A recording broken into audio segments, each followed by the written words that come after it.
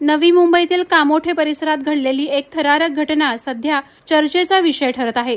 महाराष्ट्र नवनिर्माण सेनेच्या कार्यकर्त्यांनी एका सलून मालकाला जाब विचारताना चांगलाच दम दिल्याचा व्हिडिओ समोर आलाय। मिळालेल्या माहितीनुसार महिला कर्मचारी गेल्या काही महिन्यांपासून कामोठ्यातील एका सलूनमध्ये काम करत होती, मात्र तिला वेतन मिळालं नव्हतं। वारंवार मागणी करूनही सलून मालक अतिकने तिच्या तक्रारीकडे दुर्लक्ष केल्याने तिने थेट स्थानिक मनसे कार्यकर्त्यांकडे धाव घेतली।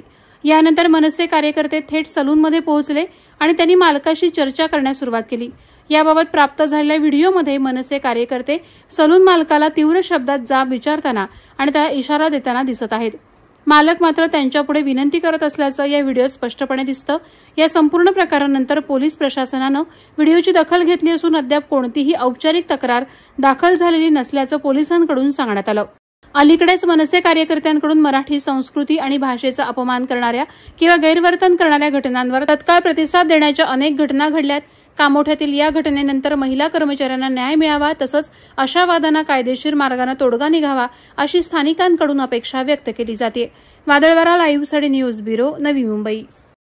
नवी मुंबई व रायगड जिल्ह्यातील ताज्या बातम्या आणि घडामोडींसाठी सबस्क्राईब करा वादळवारा लाईव्ह चॅनल आणि दाबा बेल आयकॉन।